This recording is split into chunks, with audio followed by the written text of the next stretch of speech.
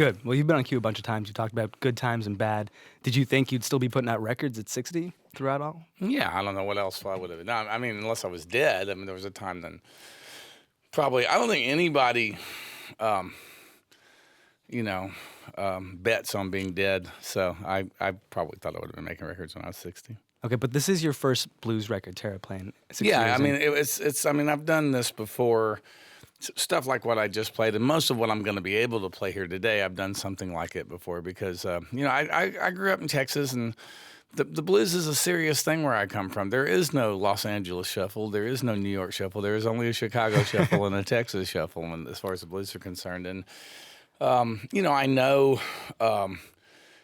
Stevie Ray Vaughan, and I know Jimmy Vaughan, and outside of Texas, I know Charlie Musselwhite. I do a lot of the same festivals, a lot of these guys that do this full time. So it's a little intimidating. But, the acoustic part of it I've done for a long time. I saw Matt Slipscomb and Lightning Hopkins in the same room at the same time on more than one occasion. So I have some background in it, but I just kind of decided it was time to try to concentrate that on record. I got the band that can do it right now, for one thing. Yeah, the band's great. In the liner notes for the album in Terraplane, you say that blues is the most democratic form. How so? It's just one of those things that everybody everybody gets the blues at some point, and it's not always the antidote to the blues isn't always up tempo and positives. Sometimes you want to stay in it, sometimes you want to get out of it. Some of this, like lyrically, this record's like some of it is about being in pain. Some of it's about lying to yourself about whether you're in pain or not.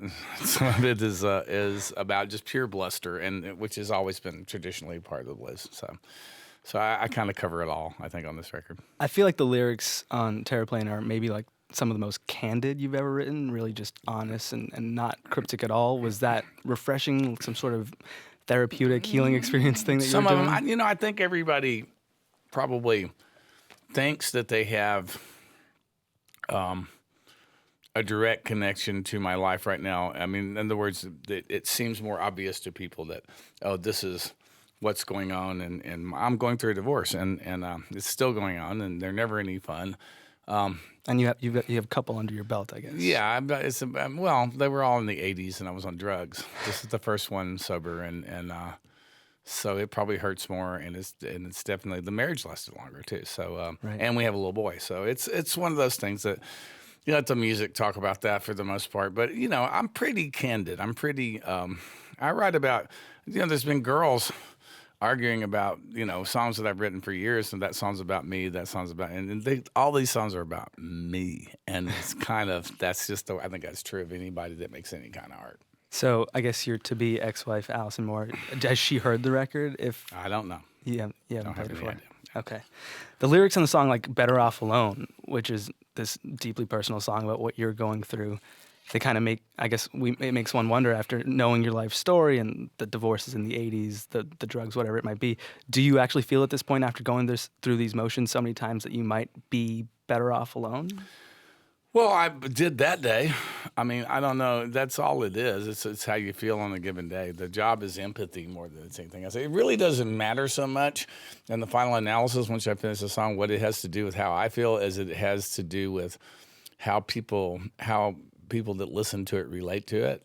That's really what the job is. Sure. It's all stuff everybody else has been through too, and that's where you find an audience is through, the parts of your experience they can relate to. Like Little Rock and Roller on my first record I wrote because I missed my kid, and Johnny Cash came all the way across a stage and introduced himself and told me how much he liked that song. That's how I met John, and then I've had truck drivers come all the way across a truck stop and tell me how much they related to that song. So that's the deal. It's the common experience, not so much your exceptional experience. And I'm sure part of that is also just not bumming people out. And like, there's a lot of up-tempo, fun stuff on the album. Yeah, well, I mean, it's one of those deals of I'm definitely not trying to bum people out. I think, but that being said, there's just not. I was treating it as a genre and as a musical genre, and I'm kind of a folk singer and at home base and a musicologist. So, I have a musically, I have an interesting perspective where this is concerned anyway, and I'm always approaching it as a songwriter. I'm never going to be the kind of guitar player that even as good a guitar player as Robert Johnson was. But Robert Johnson, as good as a guitar player he is, I think people miss it with him. The reason Robert Johnson is important, is not his guitar playing. It's because he wrote those songs, and he wrote the songs that the genre became based on. I mean, they're a lot, probably, I bet you 75, 80% of blues repertoire are versions of Robert Johnson songs, and there's nothing. You find very little before him. And it's the beginning of recorded music, there's no doubt about that. But people have done the research, and a lot of what he did was very original, and nobody had ever done it before. Right. And if you can't be that seminal, what is the goal? What are you trying to do? Well, I mean, I think lyrically, there's no, it's not a new thing for a singer-songwriter to make a blues record. Bob Dylan's been doing it a long time. I'm just trying to write. I'm really good at that part of it. I'm really good at the literary part of it, and I'm just trying to write I'm trying to write, maybe one or two songs that blues artists will actually record, which was part of my goal on the Bluegrass record as well.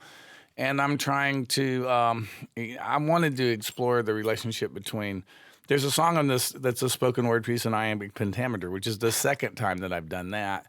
And there are people that'll tell you that the blues are in iambic pentameter, not the lyrics, but the entire thing, the beat from the music all the way up, that really rhythmically is the same thing. And I think I believe that, and I think I believe it's that universal. So I wanted to write a piece that was in iambic pentameter, but it was basically to make a blues record, but write lyrics at the level that I usually do, and the standard I usually hold myself to, which is pretty high. And in addition to writing these lyrics, you're writing a memoir, right? Is that now coming to an end? Have you finished it? It's halfway through, probably. It's taken me way longer than I thought it would. Way longer than anybody thought it would. There's a lot of stuff going on in my personal life that's made it hard to get work done sometimes. But it's a literary memoir. It's in 3 acts. It's not an autobiography, really, because it doesn't begin at the beginning of my life and end at the end of it, because I'm not dead. Okay. And it's not. It's more. I'm not competing with Keith Richards or Neil Young. I'm competing with Bob Patti Dylan Smith. and Patti Smith. Yeah. Those 2 books are both pretty great books. The last time you were on Q in 2013, you said it was the first artistic decision you've ever made for money. You said you wanted to write the book. I definitely would have never written a memoir if it hadn't been for the fact my little boy was diagnosed with autism and right around that time, and the school he's in is expensive, and I'm going through a divorce on top of that, so it's more expensive to live in 2 households, and it's especially in New York City, and so I made the decision to write a memoir. And people have been asking me to for a long time, and I just called my editor and I said, "How much more is a memoir worth?" And he told me, and so we made a deal for 2 books. And what I can't wait to get to is the novel after this. But now that you've been doing it for years and you've been in the process, and I guess channeling the people that you want to channel, does it still feel like I'm doing this for the money, or is it like I'm doing this for me now? Well, I mean, or for your fans even. I'm lucky enough to make a living doing something that I love doing. I get up in the morning and do it for money. I got up and drove up to Western Massachusetts a couple of days ago for the money, but it was a good show.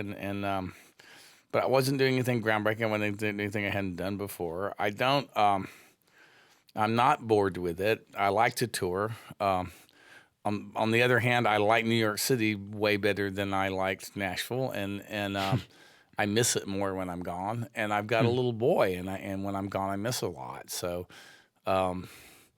it's it's some of this, some of that. But I mean, I'm lucky enough to make a comfortable living doing, because otherwise I would have gone under a long time ago.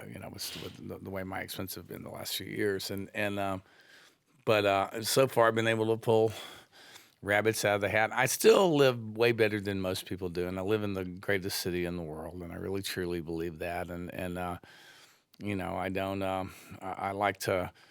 I like being there. I like riding the subway. I like going. Everything about living in New York City, and it's when I get older, It's like I turned 60 and just a few weeks ago, and Right. as I get older, it's like the cave of the sleeping sharks, which is like they used to think sharks didn't sleep because the way they're constructed, they have to be moving to get oxygen to go through their gills, and they discovered that wasn't true when they found a cave off the coast of Mexico where sharks were positioning themselves where oxygen came to them because of currents, and that's how sharks indeed sleep. So that's how I can survive getting my wings clipped in the future. Is I'm somebody that gets to see Paris every 18 or 19 months, and you have to consider how will you survive after that doesn't happen anymore. And the answer is I'll stay in New York City Or go to a cave in Mexico. No, I'll stay in New York City. I've been to a cave in Mexico. Okay, cool. You're talking about this is a new decade for you. This is a new year, obviously. You've got this new record. I mean, it sounds like you're on a bit of a new path. Does it feel that way to you, or is it just sort of continuing the old one? It's. Any day, you wake up is a good day, and Yeah. some of it's new. I'm looking at a musical in the future. I'm looking at adapting Washington Square Serenade. That record, when I was writing it, felt like it might be a musical to me, and I've been in New York long enough now. I've gotten interested in that. I do remember musicals that were art. There have been musicals that have been art more recently than there had been for a period of time. And I just I'm a songwriter living in New York City, and I got to try it. So that's on the schedule as well. So this is your first real blues record, and your next record might be your first real Cole Porter album, or what? My next record is going to be a duo record. By Colvin and Earle. Sean Colvin and I are making a record. Okay. And then the record after that's a country record that's half written. And by a country record, I mean what I might have done if, after Guitar Town, if Jimmy Bowen hadn't pissed me off. And then, meanwhile, as soon as I deliver the memoir, I'll start working on the musical. I'm writing music for a Richard Maxwell play. Richard Maxwell's sort of the foremost experimental playwright in New York City these days, and I write music for that. And I'm good for Soho Rep, and I'm going to perform in that. Theater's a big part of why I live in New York because of live theater and Major League Baseball. Those are the two things that I spend money on. And speaking of Major League Baseball, I got to ask before we get another song out of you. There's a photo of you circulating online. It's seemingly very popular, of you wearing a New York Yankees cap, holding a koala bear. Is that a real photo? Yeah, it is. It's kind of amazing. Yeah. You look really, really, really happy to be holding this koala bear. Yeah, except they don't smell all that good, koala bears. But it's like that's the only thing about holding a koala bear. Probably in Australia, I have a lot of Yankees caps. I've been a Yankees fan all my life, and now I live in New York City the last 10 years, and I can predict. Sorry, to Jays fans, but I can predict that the New York Yankees are going to go to the World Series and win it this year. Really? Yeah, because you've got that crystal ball. I'll tell you why. The last time they did was in 2009, and I was in England and touring over there, and I didn't get to. I was living in New York City, and the New York Yankees were in the World Series, and I didn't get to go because I was touring in Europe. And we just worked out the schedule for the year, and there's no other time that I can go except the second week in October. Okay. I leave for England, and so I guarantee. And I spent $4,000 streaming games on my phone last year. And it's sorry, $4,000 streaming baseball games on my phone. So you watch them while you're on the road? Well, if it's the playoffs and the Yankees are in the playoffs, yes, I do. It's one of those deals. But so the Yankees, because I'm going to be gone, the Yankees will most definitely go to the World Series and win it. Okay, well, I'm really honored to talk to you, and I'm really glad you're here. But as a lifelong Jays fan, I hope you're wrong. Yeah, well, that's your duty, but if it's like if you're talking about where you can put your money, this is a sure thing. Okay, sounds good. Can we get another song out of you, Steve? Yeah. What's it gonna be? You're the best lover that I've ever had. Thank you. No, that's not true. Okay.